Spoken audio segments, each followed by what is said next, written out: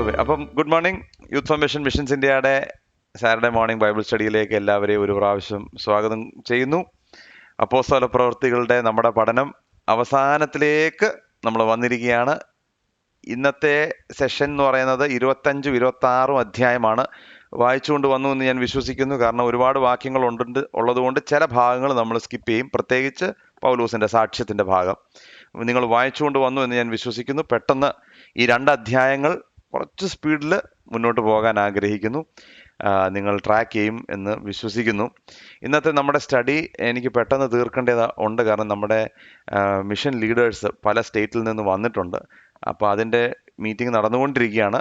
ഇന്നലെ മുതൽ ആരംഭിച്ചു. ഞങ്ങൾ നോൺ സ്റ്റോപ്പ് പോയിക്കൊണ്ടിരിക്കുകയാണ്. അപ്പോൾ ഇതിനു വേണ്ടി മാത്രം ഞാനൊരു ബ്രേക്ക് എടുത്ത് വന്നു. ഇതിന് ശേഷം എനിക്ക് പെട്ടെന്ന് ഓടി അവിടെ പോകേണ്ടതുണ്ട്. അതുകൊണ്ട് 1-2 ക്വസ്റ്റ്യൻസ് മാത്രമേ ഇന്ന് എടുക്കത്തുള്ളൂ. അതിനുശേഷം എനിക്കതിന് പോകണം. പിന്നെ നമ്മുടെ പെരുമ്പാവൂരിലെ 18-ാം തീയതിയത്തെ മീറ്റിങ്ങിനെ ഓർത്ത് നിങ്ങൾ പ്രാർത്ഥിക്കണം. അതിനെക്കുറിച്ചുള്ള വിവരങ്ങൾ ഞാൻ വരുന്ന വീക്കിൽ അല്ലെ അതിൻ്റെ അടുത്ത വീക്കിൽ ഞാൻ തരാം. അടുത്ത ആഴ്ച നമ്മുടെ സ്റ്റഡി കാണത്തില്ല. കാരണം ഒഴിച്ചുകൂടാൻ പറ്റാത്ത ഒരു വിവാഹത്തിന് പോകണം. എൻ്റെ പിതാവിനും കൂടെ വരണം. അതുകൊണ്ട് അടുത്ത ആഴ്ച ഒന്ന് എക്സ്ക്യൂസ് ചെയ്യുക. പിന്നീടുള്ള ആഴ്ചകളിൽ എന്തെങ്കിലും ഞാൻ സ്കിപ്പ് ചെയ്താൽ എൻ്റെ പിതാവ് സ്റ്റഡി എടുക്കുന്നതായിരിക്കും. അതുകൊണ്ട് നിങ്ങൾക്ക് അടുത്ത ആഴ്ച ഒന്ന് ക്ഷമിക്കുക.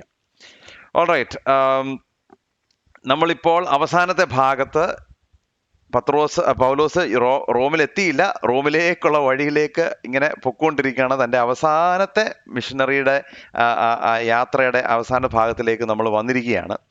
കഴിഞ്ഞ പ്രാവശ്യം നമ്മൾ കണ്ടു, പൗലോസിനെതിരായി ഈ യഹൂദന്മാർ കൂട്ടം കൂടി അവനെ കൊല്ലാൻ ഭാവിച്ചു, അവനെ തടവിലിട്ടു, അവനെ പ്രയാസപ്പെടുത്തി. ഇതിൻ്റെ കാരണം എന്നാണ്? കാരണം ഒന്ന് മാത്രം. പൗലോസ് പറഞ്ഞു, ന്യായപ്രമാണത്തിന് സാധിക്കാഞ്ഞത് യേശു കർത്താവ് ചെയ്തു. അതുകൊണ്ട് ഇന്ന് നമ്മൾ എപ്പോഴും ഞാൻ ചോദിക്കുന്ന ഒരു ചോദ്യമാണ്, do you want justice? Do you want justice?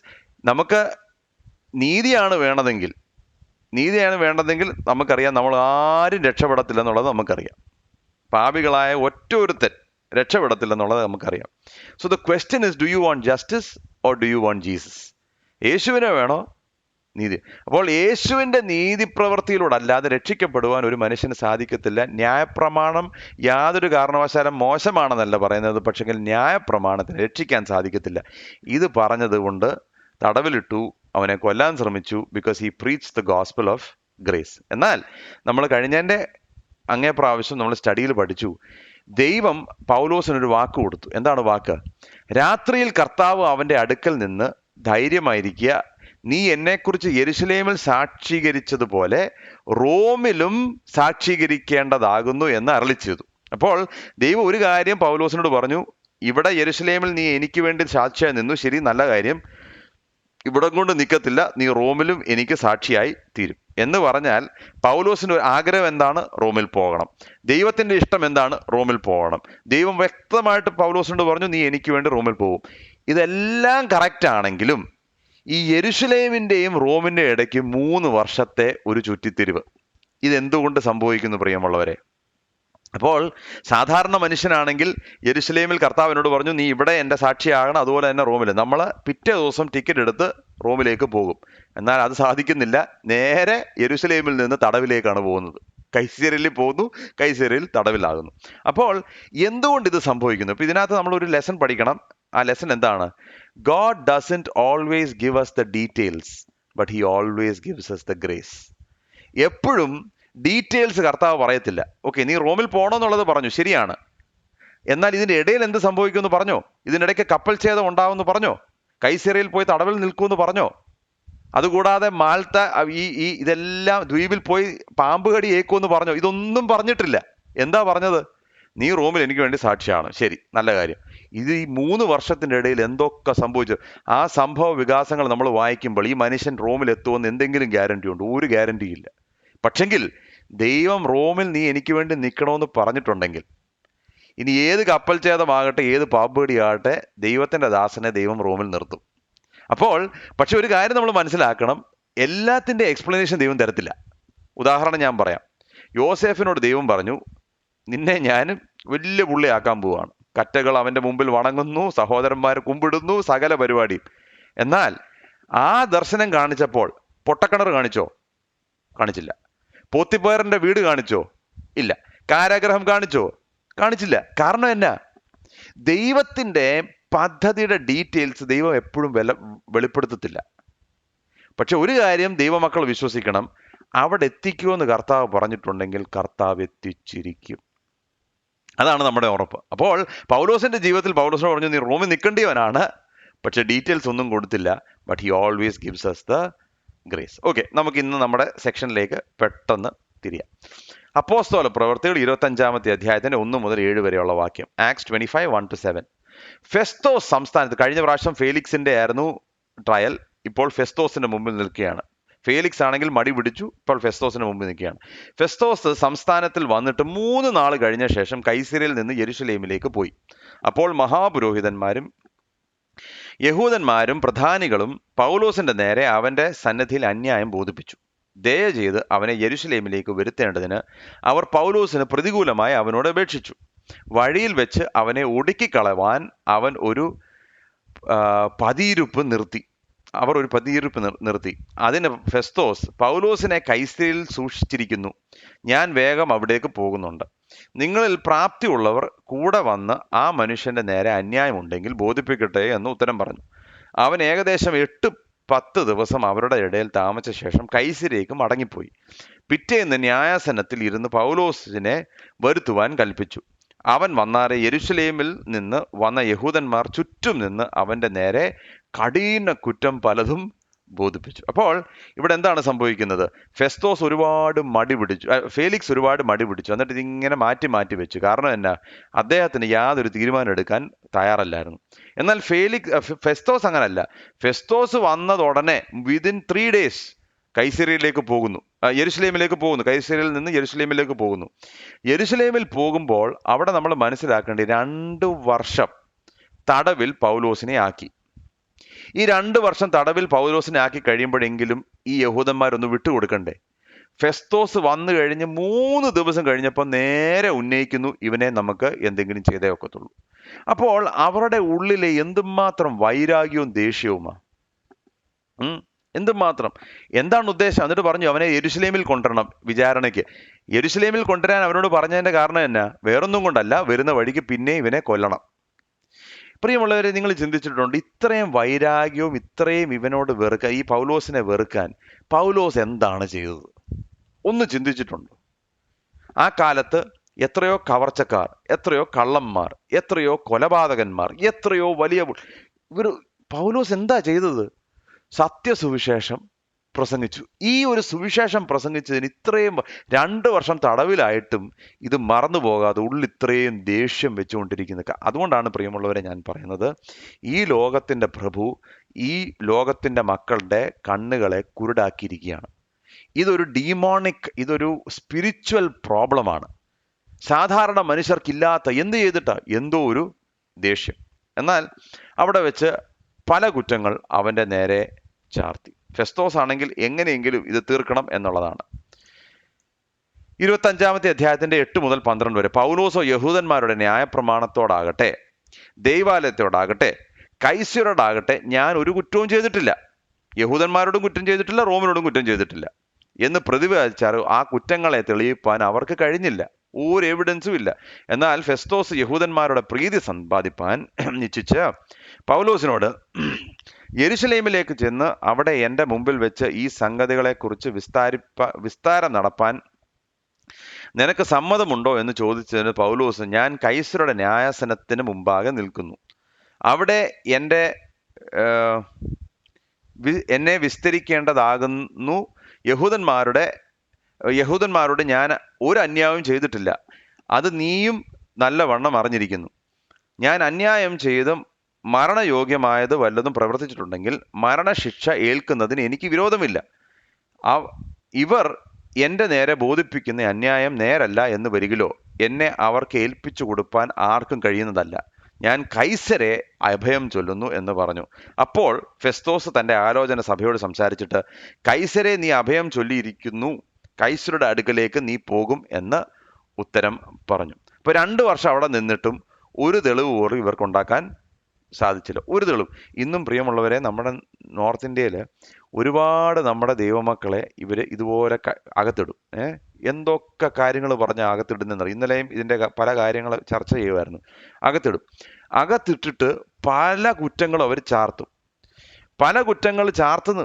അവസാനം 6, 8, 10 മാസം കഴിയുമ്പോൾ ഒന്നും അവരുടെ നേരെ ഉന്നയിക്കാൻ പറ്റുന്നില്ല. അപ്പോൾ എന്ത് ചെയ്യും? ശരി, എന്നാൽ ഞങ്ങൾ നിങ്ങളെ വിടുന്നു. ആയിക്കോട്ടെ.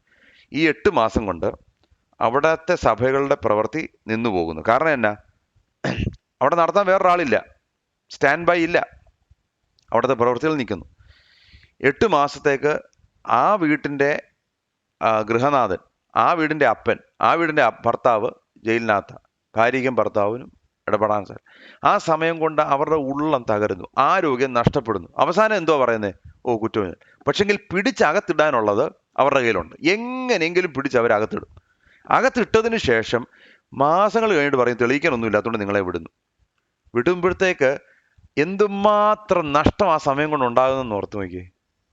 ഇതാണ് തന്ത്രം. അപ്പോൾ പൗലോസ് പറഞ്ഞു, ഞാൻ യെരൂശലേമിനെതിരെ ഒന്നും പറഞ്ഞില്ല, ഞാൻ ആലയത്തിൻ്റെ എതിരെ ഒന്നും പറഞ്ഞില്ല, ന്യായപ്രമാണത്തിൻ്റെ എതിരെ ഒന്നും പറഞ്ഞില്ല, കൈസറിന് നേരെ ഒന്നും പറഞ്ഞില്ല, പിന്നെ നിങ്ങളുടെ എന്ത് കുറ്റമാണ് പറയുന്നത്? അപ്പോൾ അവസാനം ഫെസ്തോസ് പറയാ, ശരി, ഞാൻ യെരൂശലേമിൽ നിനക്ക് ഇത് ബോധിപ്പിക്കാൻ നിനക്ക് അവസരം തരാം. പുള്ളി പറഞ്ഞു, അവിടെ വെച്ച് ഞാൻ നിന്നതാണല്ലോ, അപ്പം നിങ്ങൾക്കൊന്നും കുറ്റം ചുമത്തുവാൻ സാധിച്ചില്ല, പിന്നെ എന്നെ എന്തിനാ പിന്നെ യെരൂശലേമിലേക്ക് പോകുന്നത്? അപ്പോൾ പറഞ്ഞു, ഞാൻ കൈസറിനെ അഭയം ചൊല്ലുന്നു, I am appealing to Caesar. അന്നത്തെ കാലത്ത് ഒരു മനുഷ്യനും കൈസറിനെ അഭയം ചൊല്ലത്തില്ല. കാരണം ആരാ കൈസർ എന്നറിയാം? നീറോ ആണ് കൈസർ. It's Nero Caesar Nero. Nero എന്ന് പറയുന്ന അതുപോലൊരു ദുഷ്ടനായ മനുഷ്യനെ ആരും അഭയം ചൊല്ലത്തില്ല. കാരണം അവന്റെ മുമ്പിൽ പോയാൽ, പെട്ടുപോയാൽ തീർന്നു. മനസ്സിലായോ? പക്ഷെ പൗലോസ് ഇത്രയും കോൺഫിഡൻ്റ് ആയിട്ട് പറയുന്നതിൻ്റെ കാരണം എന്നാ? ഞാൻ കൈസറിനെ അഭയം ചൊല്ലുന്നു എന്ന് പറയുകയും ഫെസ്തോസ് പറയുന്നു, ശരി, നിനക്ക് നിന്റെ ആഗ്രഹം ഞാൻ സാധിപ്പിച്ചു തരാം. ഇത് കേൾക്കുകയും സാധാരണ ഒരു മനുഷ്യന്റെ ഹൃദയം തകർന്നു പോകേണ്ടത്, കാരണം അതോടെ തീർന്നു കാര്യം. പക്ഷെങ്കിൽ പൗലോസ് അങ്ങ് സന്തോഷിക്കുക. കാരണം എന്നാ? കർത്താവ് പൗലോസിനോട് പറഞ്ഞ കാര്യം നിർവഹിക്കാൻ പോകുന്നു എന്നുള്ള ഉറപ്പ്.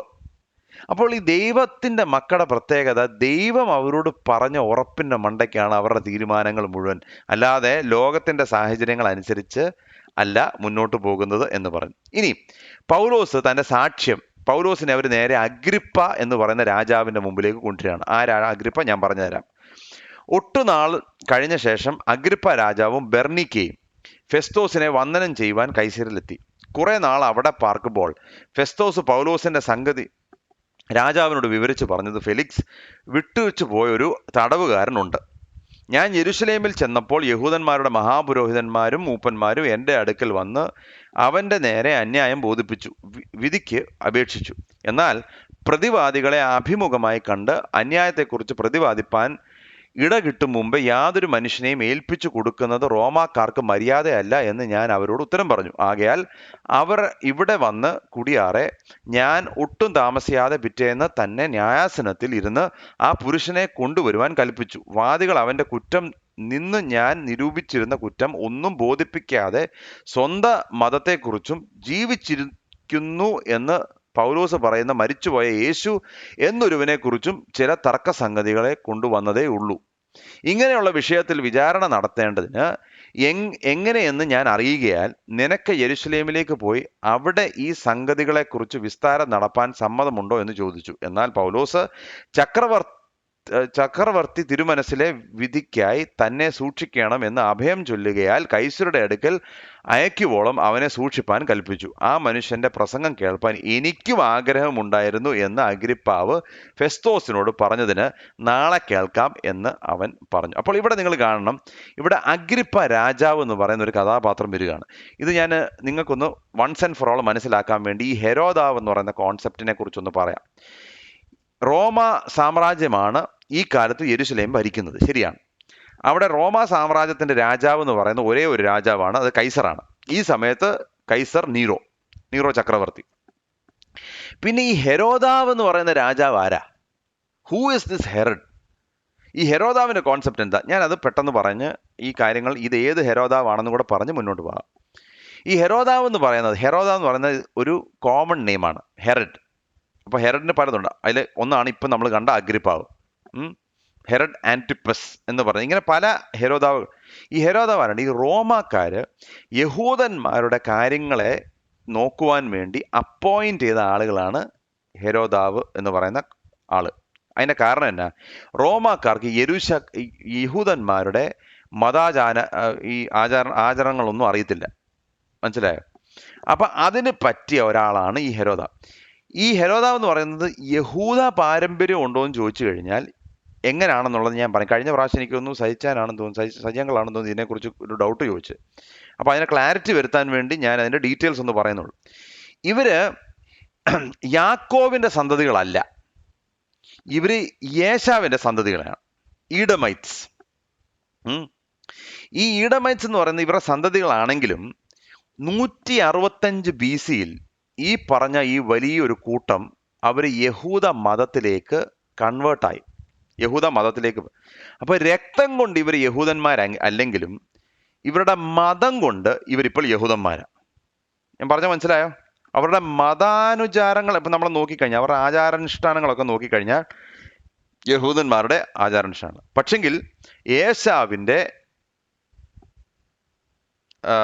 തലമുറക്കാരാണ് ഇവര്. അപ്പോൾ റോമിനെ സംബന്ധിച്ചോളം ഇങ്ങനെയുള്ളവരെ കൊണ്ട് യഹൂദന്മാരെ ഭരിച്ചാലുള്ള ഗുണം, അകത്ത് ഏറ്റവും കൂടുതൽ ലോയൽറ്റി ഇവർക്ക് യഹൂദന്മാരോടൊന്നുമില്ല. ഇവർക്ക് കാര്യം സാധിച്ചു കൊടുക്കണം, ഏശാവിന്റെ ആത്മാവ് ഇതിനകത്ത് കിടക്കുന്നത്. എന്നാലൊട്ട് ഇവർ യഹൂദന്മാരുടെ ഒരു കാറ്റഗറിയിൽ പെടുന്നവരാണ്. മനസ്സിലായി എന്ന് പറഞ്ഞ പോലാണ് ഈ കൂട്ടര്. അപ്പൊ ആരാണ് ഈ അഗ്രിപ്പ? അപ്പോൾ ഇതിനകത്ത് ഞാൻ മനസ്സിലാക്കാം, അഗ്രിപ്പ 1 എന്ന് പറയുന്നത് ആരാണ്? ഇപ്പൊ നമ്മളിപ്പോ സംസാരിച്ച അഗ്രിപ്പ എന്ന് പറഞ്ഞാൽ അഗ്രിപ്പ രണ്ടാമനാണ് കേട്ടോ. ഇപ്പോൾ നമ്മൾ വായിച്ച അഗ്രിപ്പ എന്ന് പറയുന്നത് അഗ്രിപ്പയും ബേർണിസ്. ഇത് അഗ്രിപ്പ 1 എന്ന് പറയുന്നത് അഗ്രിപ്പ രണ്ടാമന്റെ അപ്പൻ. ഈ അഗ്രിപ്പാവാണ് അപ്പോസ്തല പ്രവൃത്തി 12 നമ്മൾ കണ്ടത് യാക്കോബിനെ കൊല്ലിച്ചതും പത്രോസിനെ അറസ്റ്റ് ചെയ്തതും പിന്നെ ദൈവത്തിന് മഹത്വം കൊടുക്കാഞ്ഞോടും തന്റെ ശബ്ദം ദൈവത്തിന്റെ ശബ്ദമാണെന്നൊക്കെ പറഞ്ഞ ആളുകളോട് ദൈവത്തിന് മഹത്വം കൊടുക്കാഞ്ഞപ്പോൾ പുഴു തിന്നു കളഞ്ഞതും ഈ അഗ്രിപ്പ 1. മനസ്സിലായല്ലോ? അതോ അഗ്രിപ്പ 1. ഹെറഡ് ആന്റിപ്പസ് എന്ന് പറയുന്നത് ആരാണ്? ഈ ഹെറഡ് ആന്റിപ്പസ് എന്ന് പറയുന്നത് ഈ അഗ്രിപ്പ രണ്ടാമന്റെ ഗ്രാൻഡ് അങ്കിളാണ്. യോഹന്നാൻ സ്നാപകന്റെ തല വെട്ടിക്കളഞ്ഞവൻ. അത് മാത്രമല്ല, യേശു ക്രിസ്തുവിനെ വിചാരണ ചെയ്തത് ഹെറഡ് ആന്റിപ്പസ്. പിന്നെ ഹെറഡ് ദ ഗ്രേറ്റ് അതാരാണ്? ഈ ഹെറഡ് അഗ്രിപ്പ രണ്ടാമന്റെ വല്യപ്പച്ചൻ. ഈ വല്യപ്പച്ചനാണ് യേശു കർത്താവിന്റെ കാലത്ത് എല്ലാ കുഞ്ഞുങ്ങളെയും കൊല ചെയ്യുവാൻ ഉത്തരവിട്ടത്. ഇപ്പൊ നിങ്ങൾക്ക് ഹെരോദാവ് ആരാന്ന് മനസ്സിലായോ? നമ്മുടെ ബൈബിളിൽ വരുന്ന ഹെരോദാക്കന്മാരുടെ സകല ആളുകളെയും ഞാനിവിടെ രേഖപ്പെടുത്തിയിട്ടുണ്ട്. നിങ്ങൾക്ക് മനസ്സിലായല്ലോ? ഇനി നിങ്ങളൊന്ന് ശ്രദ്ധിക്കണം, ഈ അഗ്രിപ്പ രാജാവ് 1 എന്താണ് സംഭവിച്ചത് നിങ്ങൾക്കറിയാം. ആന്റിപ്പസ് എന്ന് പറയുന്നതാണ് ഗ്രാൻഡ് അങ്കിൾ. എന്താണ് അദ്ദേഹം ചെയ്തതെന്ന് മനസ്സിലായി. ഹെറഡ് ദ ഗ്രേറ്റ്, യോഹന്നാൻ സ്നാപകൻ പറഞ്ഞു നീ നിന്റെ സഹോദരന്റെ ഭാര്യയെ എടുക്കുന്നത് ശരിയല്ല എന്ന് പറയുന്നത് അറിയാമല്ലോ, അവന്റെ തല വെട്ടിക്കളഞ്ഞത് ഇദ്ദേഹമാണ്. പിന്നെന്താ ഹെറഡ് ആന്റിപ്പസ്. ഈ അഗ്രിപ്പ രണ്ടാമന്റെ പ്രത്യേകത, അഗ്രിപ്പാവും ബെർണിക്കെ എന്ന് പറയുന്നുണ്ട്, ബെർണീസ്. ഈ ബെർണീസ് ഭാര്യയല്ല, സ്വന്തം സഹോദരിയാണ്. പക്ഷെങ്കിൽ ഒരു അവിഹിത ബന്ധത്തിലാണ് ഏർപ്പെട്ടത്. അത് യോസിഫസും രേഖപ്പെടുത്തിയിട്ടുണ്ട്. അപ്പൊ ഈ ബെർണിക്ക എന്ന് പറയുന്നത് ഭാര്യയല്ല, സഹോദരിയാണ്, ബട്ട് ആൻ ഇൻസെസ്റ്റുവസ് റിലേഷൻഷിപ്പ്. ഇവിടെ എനിക്ക് പറയാൻ ആഗ്രഹിക്കുന്ന കാര്യം, ഈ പറഞ്ഞ ഹെരോദാക്കന്മാരുടെ എല്ലാം ജീവിതത്തിൽ നിങ്ങൾ കണ്ടോ എന്താ സംഭവിച്ചെന്ന്? ദൈവത്തിന്റെ മക്കളെ കൊല്ലുന്നു, അവരുടെ ജീവിതത്തിൽ അധർമ്മമായ ബന്ധങ്ങൾ, വഴിവിട്ട ജീവിതം, തലമുറയായി ഇത് വളരെ കറക്റ്റായിട്ട് അവർ കണ്ടിന്യൂ ചെയ്യുക, ഒന്നുപോലും തെറ്റിക്കാതെ കണ്ടിന്യൂ ചെയ്യുക.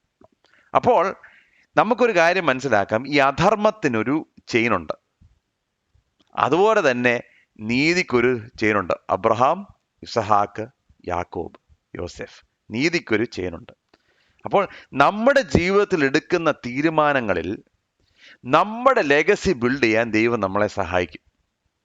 അധർമ്മത്തിന്റെ ലെഗസിയാണോ നമ്മൾ ബിൽഡ് ചെയ്യുന്നത്, നീതിയുടെ ലെഗസിയാണോ നമ്മൾ ബിൽഡ് ചെയ്യുന്നത്, എപ്പോഴും നമ്മൾ ഓർക്കണം. കർത്താവിനോട് നമ്മൾ പ്രാർത്ഥിക്കണം, ഒരിക്കലും നമ്മളത് മറക്കരുത്. അപ്പോൾ ഇവിടെ അഗ്രിപ്പ പറയാണ്, ഈ പറയുന്നവന്റെ കാര്യം എനിക്കൊന്ന് കേൾക്കാൻ ഞാൻ ആഗ്രഹിക്കുന്നു. ഫെസ്തോസ് പറഞ്ഞു, ആയിക്കോട്ടെ, നാളെ അവന്റെ കാര്യങ്ങൾ നിനക്ക് കേൾക്കാം. ഓൾറൈറ്റ്. ഇവിടെ നമ്മൾ മനസ്സിലാക്കേണ്ട ഒരു കാര്യം, എന്തുകൊണ്ടാണ് ഈ ചുറ്റിത്തിരിവുകൾ? കർത്താവ് പൗലോസിനോട് പറഞ്ഞു, നീ റോമിൽ എനിക്ക് വേണ്ടി സാക്ഷി നിൽക്കേണ്ടിയവനാണ്. ഇതിൻ്റെ ഇടയിൽ ഈ 3 വർഷം ചുറ്റിത്തിരിഞ്ഞതിന്റെ കാരണം എന്നാ? കാരണം ഇതാണ് പ്രിയമുള്ളവരെ. ഫേലിക്സ് എന്ന് പറയുന്നവൻ, പൗലോസിൻ്റെ എങ്ങനെയെങ്കിലും കാശ് കിട്ടുമെന്ന് വിചാരിച്ച ഫേലിക്സ്, അവൻ സുവിശേഷം കേൾക്കണം. ഫെസ്തോസ് നല്ലവനായിരുന്നു, നല്ലവൻ എന്ന് പറഞ്ഞു കഴിഞ്ഞാൽ നീതിയുള്ളവനായിരുന്നു, അവൻ സുവിശേഷം കേൾക്കണം. അഗ്രിപ്പ എന്ന് പറയുന്ന നെറുകെട്ടവൻ സുവിശേഷം കേൾക്കണം. ബെർണിക്ക എന്ന് പറയുന്ന ഈ അഗ്രിപ്പാവിൻ്റെ പെങ്ങള് സുവിശേഷം കേൾക്കണം. എല്ലാവരും സുവിശേഷം കേൾക്കണം എന്നുള്ളത് ദൈവത്തിൻ്റെ ഇഷ്ടമാണ്. അതുകൊണ്ടാണ് പ്രിയമുള്ളവരെ, ഒരു പക്ഷെങ്കിൽ എൻ്റെയും നിങ്ങളുടെയും ജീവിതത്തിൽ ചില ചുറ്റിത്തിരികൾ ഉണ്ടാകുമ്പോൾ ദൈവത്തിന് ഇതിനകത്ത് വലിയ ഉദ്ദേശമുണ്ടെന്നുള്ളത് നമ്മൾ മറക്കരുത്. God has a purpose in detours. ഇവിടെ നമ്മൾ കാണുന്നത്, ഹെരോദാവ് അഗ്രിപ്പ രണ്ടാമൻ വന്നിട്ട് പറയാം, ഞാൻ നീ പറയുന്നത് കേൾക്കാൻ ആഗ്രഹിക്കുന്നു. അതുകൊണ്ട് എന്ത് ചെയ്യുന്നു? എല്ലാവരുടെ വലിയ പോംപ് ആൻഡ് ഷോയിൽ വരികയാണ്. പിറ്റേന്ന് അഗ്രിപ്പാവ് ബെർണീക്കയുമായി വളരെ ആഡംബരത്തോടെ വന്നു. ഇപ്പം ഈ ആഡംബരത്തിന് ഒട്ടും കുറവ് വന്നിട്ടില്ല. അറിയാമല്ലോ, കഴിഞ്ഞ ഹെരോദാവ് ഒന്നും ഇതുപോലെ തന്നെയായിരുന്നു. തിളങ്ങുന്ന വസ്ത്രം, ഈ ഭയങ്കര ആഡംബരം. സഹസ്രാധിപളോടും നഗരത്തിലെ പ്രധാനികളോടും കൂടെ വിചാരണ മണ്ഡലത്തിൽ വന്ന ഫെസ്തോസിന്റെ കൽപ്പനയാൽ പൗലോസിനെ കൊണ്ടുവന്നു. അപ്പോൾ ഫെസ്തോസ് പറഞ്ഞു, അഗ്രിപ്പ രാജാവേ, ഇവിടെ വന്നു കൂടിയിരിക്കുന്ന സകല പുരുഷന്മാരുമായുള്ളവരെ യഹൂദന്മാരുടെ സമൂഹമെല്ലാം യെരുശലേമിലും ഇവിടെയും വെച്ച് എന്നോട് അപേക്ഷിക്കുകയും അവനെ ജീവനോടെ വെച്ചേക്കരുത് എന്ന് നിലവിളിക്കുകയും ചെയ്ത ഈ മനുഷ്യനെ നിങ്ങൾ കാണുന്നുവല്ലോ. അവൻ മരണയോഗ്യമായത് ഒന്നും ചെയ്തിട്ടില്ല എന്ന് ഞാൻ ഗ്രഹിച്ചു. അവൻ തന്നെയും ചക്രവർത്തി തിരുമനസ്സിലെ അഭയം ചൊല്ലുകയാൽ അവനെ അയക്കണമെന്ന് വിധിച്ചിരിക്കുന്നു. അവനെക്കുറിച്ച് തിരുമേനിക്ക് എഴുതുവാൻ എനിക്ക് നിശ്ചയമായത് ഒന്നുമില്ല. അതുകൊണ്ട് വിസ്താരം കഴിഞ്ഞിട്ട് എഴുതുവാൻ വല്ലതും ഉണ്ടാകേണ്ടതിന് അവനെ നിങ്ങളുടെ മുമ്പിൽ വിശേഷാൽ അഗ്രിപ്പ രാജാവെ തിരുമുമ്പിലും വരുത്തേണ്ടിയിരിക്കുന്നു. തടവുകാരനെ അയക്കുമ്പോൾ അവന്റെ പേരിലുള്ള കുറ്റം കാണിക്കാതിരിക്കുന്നത് യുക്തമല്ല എന്ന് തോന്നുന്നു. അപ്പൊ ഫെസ്തോസ് വളരെ ലോജിക്കലാണ്, വളരെ റീസണബിൾ ആണ്. എന്താണ് തെറ്റെന്നുള്ളത് നിങ്ങൾ ക്ലിയർ ആയിട്ട് പറ, എന്നിട്ട് അഗ്രിപ്പ രാജാവിന്റെ മുമ്പിൽ പോവാം. അപ്പൊ നിങ്ങളൊന്ന് ചിന്തിക്കണം കേട്ടോ, നിങ്ങളുടെ മനസ്സിൽ ഈ പിക്ചർ നിങ്ങളൊന്ന് ചിന്തിക്കണം. ഈ അഗ്രിപ്പ രാജാവ് രണ്ടാമനും ബെർണിക്ക് എല്ലാം ആഡംബരത്തിൽ വലിയ പോംപൻ ഷോയും, പുള്ളിയുടെ ഗോൾഡ് പർപ്പിൾ റോബും ഗോൾഡൻ സെപ്റ്ററും പരിപാടി എല്ലാമായിട്ട് വരുന്നു. ആളുകൾ വരുന്നു, ഭയങ്കര ഗ്ലാമറായിട്ട് ഇങ്ങനെ വലിയ സൂട്ടും കോട്ടും ഇട്ട ആളുകൾ വരുന്നു.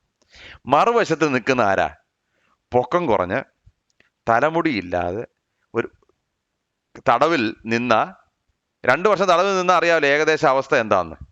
ആ തടവുകാരൻ മറുവശത്തും.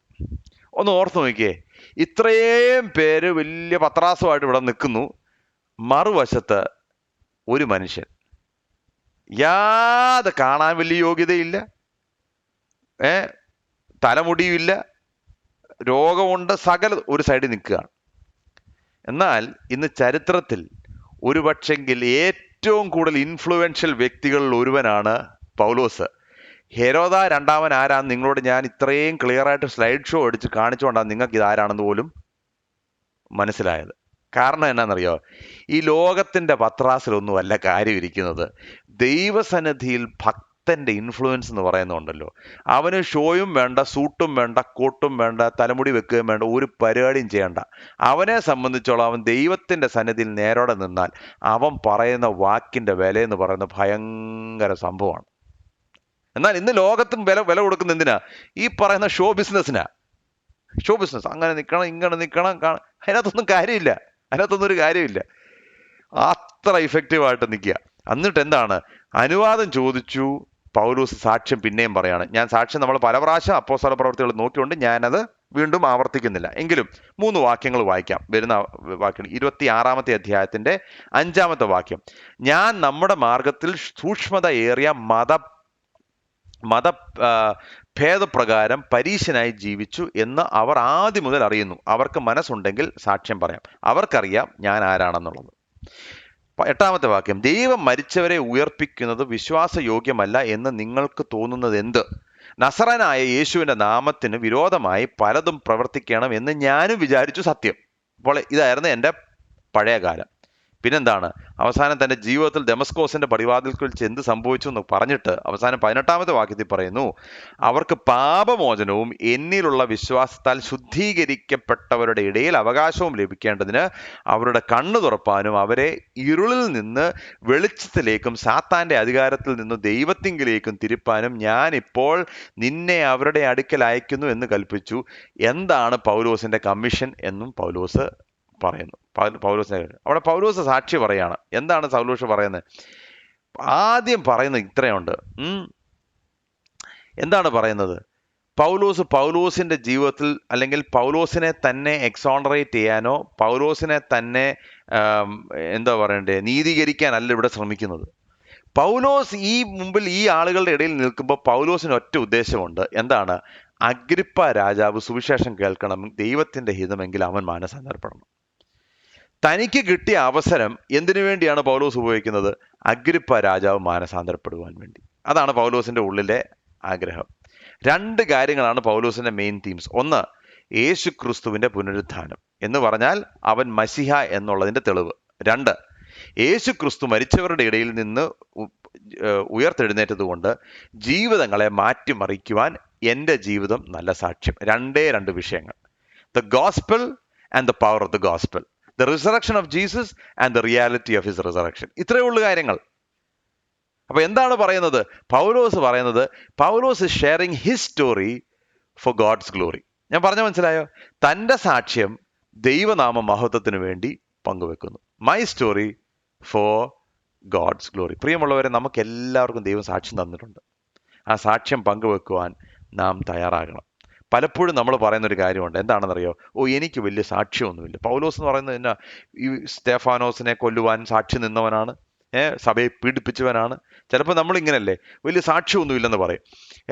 നമ്മൾ ചിലപ്പം ചില സ്ഥലങ്ങളിലൊക്കെ പോകുമ്പോൾ ചിലർ പറയും, ഞാൻ ഇത്ര ആളുകളെ കൊന്നേച്ച് ഞാൻ തടവിലായിരുന്നു, പിന്നെ തടവിൽ ഞാൻ കർത്താവിനെ കണ്ടുമുട്ടി 10 വർഷം കഴിഞ്ഞപ്പോൾ ഇങ്ങനെ വന്നു. അപ്പോൾ അങ്ങനെയുള്ളവൻ സാക്ഷി പറയുമ്പോൾ ഭയങ്കര പവറാണ്. അപ്പോൾ നമ്മൾ ചിന്തിക്കും, അയ്യോ, ഞാൻ 6-ാമത്തെ വയസ്സിൽ സൺഡേ സ്കൂളിൽ കർത്താവിനെ സ്വന്തം രക്ഷിതാവായി സ്വീകരിച്ചു, അതിനുശേഷം കർത്താവിനെ പിൻപറ്റുവാൻ തീരുമാനിച്ചു, എനിക്ക് വലിയ സാക്ഷ്യമൊന്നും ഇല്ലെന്ന്. എൻ്റെ സാക്ഷ്യത്തിൻ്റെ ശക്തിയല്ല, ഞാൻ സാക്ഷീകരിക്കുന്നത് ആരെക്കുറിച്ചുള്ളതാണെന്നുള്ളതാണ് ഇതിനകത്തെ കാര്യം. എനിക്ക് വലിയ ഡ്രമാറ്റിക് ടെസ്റ്റിമണി ഒന്നും വേണ്ട. ഒരുപക്ഷെ എൻ്റെ സ്നേഹിതനോട് പറയേണ്ട ഒറ്റ കാര്യമുള്ളൂ, ഞാൻ 6-ാം വയസ്സിൽ ഞാൻ കർത്താവിനെ കണ്ടുമുട്ടി, ഇതുപോലെ സ്നേഹിക്കാൻ കൊള്ളാവുന്ന വേറെ ഒരുവനില്ലെന്ന് കഴിഞ്ഞ 40 വർഷം കൊണ്ട് എനിക്ക് മനസ്സിലായെന്ന് പറയുന്ന സാക്ഷ്യമാണ്. We all don't need a dramatic testimony to share. പക്ഷെ ഉള്ള സാക്ഷ്യം എന്തിനു വേണ്ടിയാ? For his glory. ദൈവം നമുക്ക് തന്നിരിക്കുന്ന സ്റ്റോറി ഫോർ ഹിസ് ഗ്ലോറി. അതുകൊണ്ട് നമ്മുടെ സാക്ഷ്യം നമ്മൾ ആളുകളോട് പറയണം. എന്നിട്ട് എന്താണ് കൺക്ലൂഷൻ? ഇതെല്ലാം പറഞ്ഞു കഴിയുമ്പോൾ ഫെസ്തോസിന്റെ കൺക്ലൂഷൻ എന്താണ്? ഇതാണ് ഫെസ്തോസിന്റെ കൺക്ലൂഷൻ. 24 മുതൽ 32 വരെയുള്ള വാക്യങ്ങൾ. ഇങ്ങനെ പ്രതിവാദിക്കയിൽ ഫെസ്തോസ്, പൗലോസേ, നിനക്ക് ഭ്രാന്തുണ്ട്, ബഹുത്വത്താൽ നിനക്ക് ഭ്രാന്ത് പിടിച്ചിരിക്കുന്നു എന്ന് ഉറക്കെ പറഞ്ഞു. അതിന് പൗലോസ്, രാജശ്രീ ഫേലിക്സേ, എനിക്ക് ഭ്രാന്തില്ലേ. ഞാൻ സത്യവും സുബോധവുമായ വാക്കത്രേ സംസാരിക്കുന്നത്. രാജാവിന് ഇതിനെക്കുറിച്ച് അറിവുള്ളത് കൊണ്ട് അവനോട് ഞാൻ പ്രാഗൽഭ്യത്തോടെ സംസാരിക്കുന്നു എന്ന് അവന് ഇത് ഒന്നും മറവായിരിക്കുന്നില്ല എന്ന് എനിക്ക് നിശ്ചയമുണ്ട്. അത് ഒരു കോണിൽ നടന്നതല്ല. അഗ്രിപ്പ രാജാവേ, പ്രവാചകന്മാരെ വിശ്വസിക്കുന്നു എന്ന് ഞാൻ അറിയുന്നു എന്ന് പറഞ്ഞു. അഗ്രിപ്പ പൗലോസിനോട്, ഞാൻ ക്രിസ്ത്യാനി ആയി തീരുവാൻ നീ എന്നെ അല്പം കൊണ്ട് സമ്മതിപ്പിക്കുന്നു എന്ന് പറഞ്ഞു. അതിന് പൗലോസ്, നീ മാത്രമല്ല, ഇന്ന് എൻ്റെ പ്രസംഗം കേൾക്കുന്നവർ എല്ലാവരും അല്പം കൊണ്ടാകട്ടെ അധികം കൊണ്ടാകട്ടെ ഈ ചങ്ങല ഒഴികെ എന്നെപ്പോലെ ആകണം എന്ന് ഞാൻ ദൈവത്തോട് അപേക്ഷിക്കുന്നു എന്ന് പറഞ്ഞു. അപ്പോൾ രാജാവും ദേശാധിപതിയും ബെർണിക്കയും അവരോടുകൂടെ ഇരുന്നവരും എഴുന്നേറ്റ് മാറി നിന്നു. ഈ മനുഷ്യൻ മരണത്തിനോ ചങ്ങലയ്ക്കോ യോഗ്യമായതൊന്നും ചെയ്തിട്ടില്ല എന്നവർ തമ്മിൽ പറഞ്ഞു.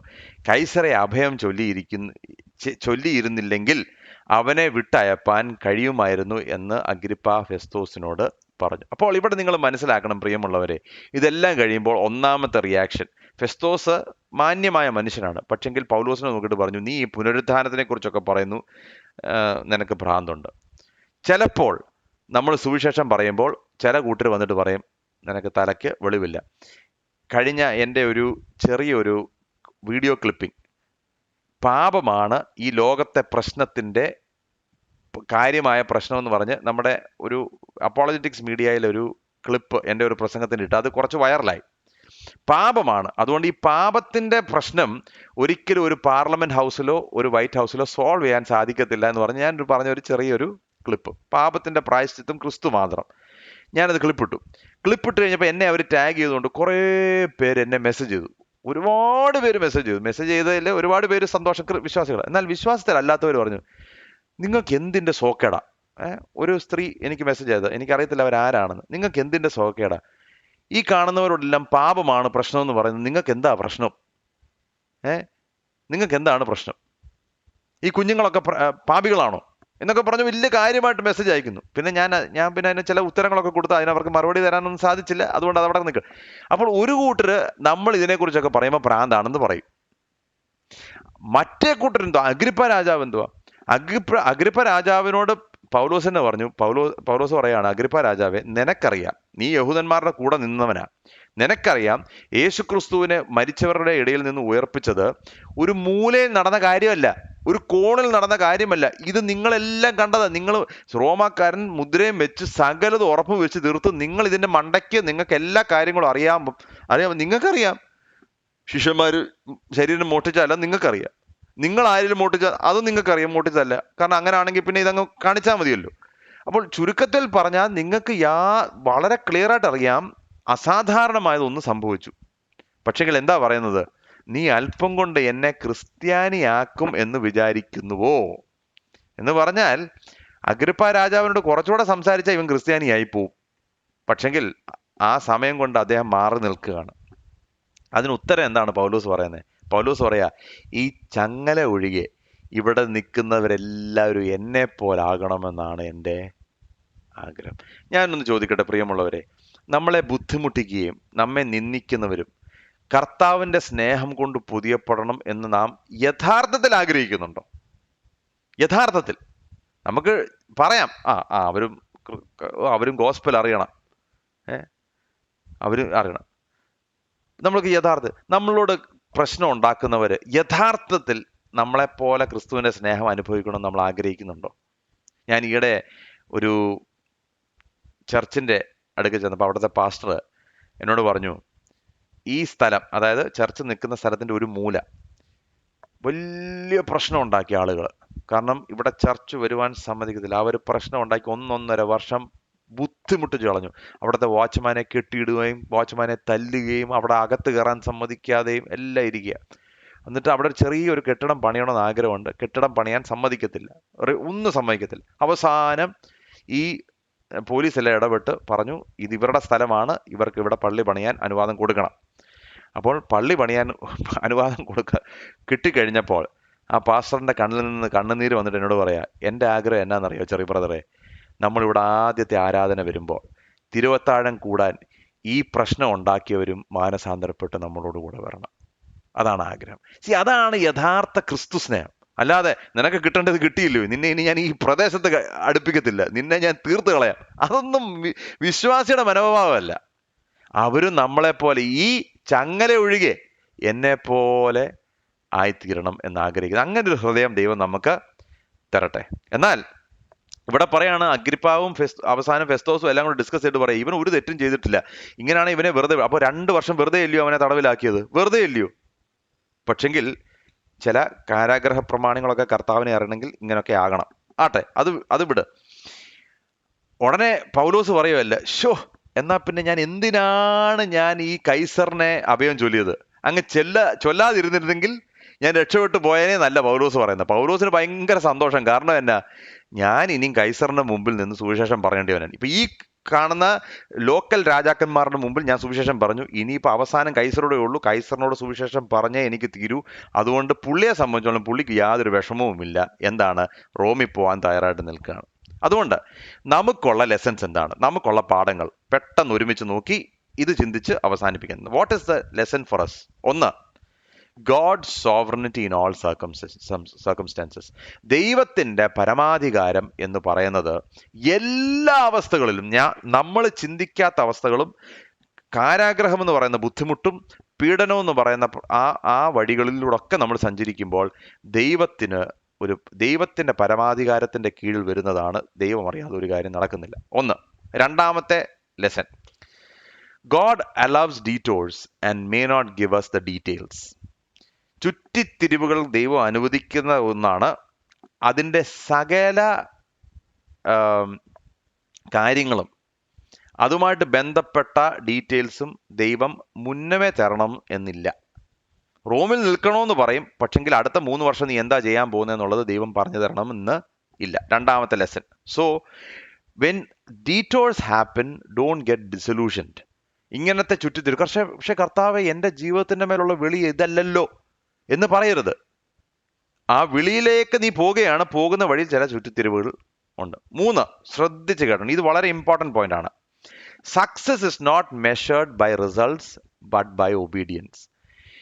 പൗലോസ് ഈ 3 വർഷം തടവിലാണ്. 5 ശക്തന്മാരായ ആളുകളോട് സുവിശേഷം പറഞ്ഞു. പക്ഷെങ്കിൽ ചരിത്രം നോക്കിയാൽ ഈ 5 പേരിൽ ഒരാൾ പോലും ക്രിസ്തുവിന്റെ ഭാഗത്തേക്ക് വന്ന് എന്ന് ഒരു തെളിവുമില്ല. ഫേലിക്സ് ആകട്ടെ, ഫെസ്തോസ് ആകട്ടെ, അഗ്രിപ്പാവാകട്ടെ, ബെർണിക്ക, ഇവരാരും കർത്താവിങ്കിലേക്ക് തിരിഞ്ഞതായിട്ട് ഒരു തെളിവും ഇല്ല. പക്ഷെങ്കിൽ ദൈവത്തിന്റെ കണ്ണിൽ സക്സസ് എന്ന് പറയുന്നത് പൗലോസെ നീ അനുസരിച്ചോ ഇല്ലയോ, ഇത് മാത്രമാണ് ചോദ്യം. എത്ര പേര് ക്രിസ്തുവിങ്കിലേക്ക് വന്നു എന്നുള്ളത് പൗലോസെ നിന്റെ ഉത്തരവാദിത്വം അല്ല, അത് എൻ്റെ ഉത്തരവാദിത്വമാണ് എന്ന് കർത്താവ് പറയും. പക്ഷെ ഞാൻ പറഞ്ഞത് നീ സന്തോഷത്തോടെ അനുസരിച്ചോ എന്നുള്ളത് നിന്റെ ഉത്തരവാദിത്വം. So success is measured not by results but by obedience. ഇത് പ്രിയമുള്ളവരെ നമ്മുടെ തലയ്ക്കകത്തോട്ട് സിങ്ക് ചെയ്യട്ടെ. കർത്താവ് ഒരാളോട് സുവിശേഷം പറയാൻ പോയാൽ അവൻ ക്രിസ്തുവിങ്കിലേക്ക് വന്നേ മതിയാവും എന്ന് പറഞ്ഞ് വാശി പിടിക്കേണ്ട കാര്യമില്ല. സുവിശേഷം പറയുക എന്നുള്ളതാണ് നമ്മുടെ ഉത്തരവാദിത്വം. ക്രിസ്തുവിങ്കിലേക്ക് കൊണ്ടുവരുന്നത് കർത്താവിൻ്റെ റെസ്പോൺസിബിലിറ്റി. നല്ല ഉദാഹരണമല്ലേ നമ്മൾ മുമ്പ് കണ്ടത്. പുഴവക്കത്തിരുന്ന സ്ത്രീകളോട് പൗലോസ് പ്രസംഗിച്ചു. എന്ത് സംഭവിച്ചു? ദൈവം ലുദിയയുടെ ഹൃദയം തുറന്നു. പൗലോസ് പ്രസംഗിച്ചു, ദൈവം ഹൃദയം തുറന്നു. അപ്പോൾ പൗലോസിനോട് ചോദിക്കുന്നത്, നീ ആ പുഴവക്കത്തിരുന്നപ്പോൾ എൻ്റെ പരിശുദ്ധാത്മാവ് നിന്നോട് സംസാരിച്ചു, നീ അവരോട് സുവിശേഷം പറയണം, നീ അനുസരിച്ചോ? Yes or no? എത്യോപ്യക്കാരനെ ഷണ്ടനോട് ഫിലിപ്പോസിനോട് പരിശുദ്ധാത്മാവ് പറഞ്ഞു, നീ ആ രഥത്തോട് ചേർന്ന് നടക്കണം, നീ ചേർന്ന് നടന്നോ? Yes or no? അത് യെസ് ആണെങ്കിൽ സക്സസ്സാ. അതുകൊണ്ട് പ്രിയമുള്ളവരെ, എന്നെ നിങ്ങളെ ഏൽപ്പിച്ച കാര്യം നിങ്ങൾ ചെയ്തോ ഇല്ലയോ, that is all that matters. Leave the results to God. Leave the results to God. ഇത് ആ പ്രഷർ നമ്മുടെ പ്രഷർ അല്ല. ആ ടെൻഷൻ, ആ ഉത്തരവാദിത്വം നമ്മുടെ ഉത്തരവാദിത്വം അല്ല. നമ്മുടെ ഉത്തരവാദിത്വം കർത്താവ് പറഞ്ഞത് അനുസരിച്ചോ മുഴുവനായി, യെസ് ഓർ നോ. മൂന്നാമത്തെ lesson 4. God opens doors so that we can open our mouths. ദൈവം വാതിലുകളെ തുറക്കുന്ന എന്തിനു വേണ്ടിയെന്ന് അറിയാം? നമ്മുടെ വാ തുറക്കാൻ വേണ്ടിയാണ്. ചിലരാണെങ്കിൽ, ചില വിശ്വാസികൾ, ഞാൻ സുവിശേഷം ഒന്നും പറയണ്ട, എൻ്റെ ലൈഫിലൂടെ. ശരിയാ, ലൈഫ് ഇമ്പോർട്ടൻ്റ് ആണ്, ഇല്ലതല്ല ഞാൻ ഈ പറയുന്നത്. പക്ഷെ സുവിശേഷം പറഞ്ഞേ തീരൂ. വിശ്വാസം കേൾവിയാലും, എന്താണ് പിന്നെ പറയുന്നത്? കേൾവി ദൈവത്തിന്റെ വചനത്താലും എന്ന് പറഞ്ഞാൽ ഇത് കേൾവിയാൽ വരുന്ന വിശ്വാസമാണ്. ഇത് പറയണം. The gospel has to be preached. അപ്പൊ അടുത്തിരിക്കുന്ന ഒരു സ്നേഹിതനോട്, അല്ലെ ഒരു കൂട്ടു സഹോദരനോട്, അല്ലെങ്കിൽ ഒരു കോ വർക്കറിനോട് കർത്താവ് പറയാണ്, നിങ്ങൾ പ്രസംഗിക്കണം. You should open your mouth and share. ഇതിനകത്ത് വേറെ വഴി ഇല്ല. പിന്നെ ഞാൻ മുമ്പേ പറഞ്ഞത്, അഞ്ചാമത്തത്, everyone has a testimony. എല്ലാവർക്കും സാക്ഷ്യമുണ്ട്. നമ്മൾ ഈ സാക്ഷ്യം സ്പെഷ്യലിസ്റ്റിനെ ഒന്നും വിളിക്കേണ്ട കാര്യമില്ല. എപ്പോഴും ആ ഒരു വലിയ സാക്ഷ്യത്തിനായിട്ട് കർത്താവിനെ നമുക്ക് സ്തോത്രം ചെയ്യാം. പ്രത്യേകിച്ച് ഒരു സാക്ഷ്യം ഉണ്ടെങ്കിൽ പ്രൈസ് ഗോഡ്. പക്ഷെ you don't need a specialist to have a testimony. Your regular life, if you have come to Christ, is a testimony in itself. Everyone has a testimony. ഇതാണ് നമ്മൾ പഠിക്കുന്ന lessons. Understand God's sovereignty. God allows detours. He may not give us the details. Success is not measured by results. Success is measured by obedience. God opens doors so that we may open our mouths. And everyone has a testimony. ഇതാണ് പ്രിയമുള്ളവരെ നമുക്ക് കിട്ടിയ lessons. അതുകൊണ്ട് ഫേലിക്സിന്റെ മുമ്പിൽ, ഫെസ്തോസിന്റെ മുമ്പിൽ, അഗ്രിപ്പ രാജാവിന്റെ മുമ്പിൽ, ഈ 3 പേരുടെ മുമ്പിലുള്ള ട്രയൽ. ഇനിയുള്ളത് നേരെ കൈസറും കൂടെ ഉള്ളൂ. പൗലോസിനെ നിങ്ങളൊന്ന് ശ്രദ്ധിക്കണം. ഒറ്റ മനുഷ്യനില്ല കൂടെ. തനിയെ നിൽക്കുന്ന, ബലഹീനനായ, കാരാഗ്രഹത്തിൽ കിടക്കുന്ന മനുഷ്യൻ. ഒരൊറ്റ മനുഷ്യൻ വാ തുറക്കുമ്പോൾ ഒരു മനുഷ്യൻ മിണ്ടുന്നില്ലെന്ന് നിങ്ങൾ ശ്രദ്ധിച്ചോ? രാജാവ് കേൾക്കുന്ന ശബ്ദം പ്രവാചകന്റെ ശബ്ദമാണ്. The king stays silent to listen to what the prophet has to say. അതാണ് ദൈവത്തോടു കൂടെ നടക്കുന്ന മനുഷ്യന്റെ പ്രാഗൽഭ്യം. അതല്ലേ പറഞ്ഞ പ്രാഗൽഭ്യത്തോടെ ഞാൻ പറയാണ്. കാരണം എന്നാണെന്നറിയോ, കഴിഞ്ഞ പ്രാവശ്യം പറഞ്ഞതുപോലെ ദൈവത്തിന്റെ മുമ്പിലും മനുഷ്യരുടെ മുമ്പിലും നല്ല മനസാക്ഷി എനിക്കുണ്ടായിരുന്നു. അതുകൊണ്ടാണ് ഏത് മനുഷ്യന്റെ മുമ്പിലും തല കുനിക്കാതെ ഈ സുവിശേഷത്തിന് വേണ്ടി പൗലോസ് നിന്നതിന്റെ കാരണം അതാ. എന്താ പറഞ്ഞത്? ഞാൻ സ്വർഗീയ ദർശനത്തോട് അനുസരണക്കേട് കാണിച്ചില്ല. I was not disobedient to the heavenly call. ഞാൻ സ്വർഗീയ ദർശനത്തോട് അനുസരണക്കേട് കാണിച്ചില്ല. അതാണ് പൗലോസ് പറയുന്നത്. നമ്മൾ അങ്ങനെയുള്ളവരാണോ പ്രിയമുള്ളവരെ? നമ്മൾ അങ്ങനെയാണോ? Are we so convinced about our call that we will not disobey the call? അത് മാത്രമല്ല, എല്ലാവർക്കും സാക്ഷ്യമുണ്ട്, അതൊരിക്കലും മറക്കരുത്. Everybody has a testimony. നമുക്ക് കണ്ണുകളെ അടയ്ക്കാം, പ്രാർത്ഥിക്കാം. കർത്താവെ, ദാസനായ പൗലോസിന്റെ ജീവിതത്തിനായ സ്തോത്രം. അതുപോലെ കർത്താവെ, സ്പിരിച്വൽ മസിൽസിനെ ഡെവലപ്പ് ചെയ്യാനുള്ള കൃപ ഞങ്ങൾക്ക് തരണമേ. പ്രാഗൽഭ്യത്തോടെ രാജാക്കന്മാരുടെ മുമ്പിലും ഞങ്ങളുടെ കൂട്ടു സഹോദരന്മാരുടെ മുമ്പിലും കർത്താവെ നിൽപ്പാനുള്ള തൻ്റെ ഇടം ഞങ്ങൾക്ക് തരണം. സത്യസുവിശേഷത്തിന് വേണ്ടി, കളങ്കമില്ലാത്ത സുവിശേഷത്തിന് വേണ്ടി നിൽപ്പാൻ ഞങ്ങളെ സഹായിക്കണം. കർത്താവെ, ഞങ്ങളുടെ സാക്ഷ്യം ആളുകളോട് പങ്കുവയ്ക്കാനുള്ള ധൈര്യം ഞങ്ങൾക്ക് തരണമെന്ന് പ്രാർത്ഥിക്കുന്നു.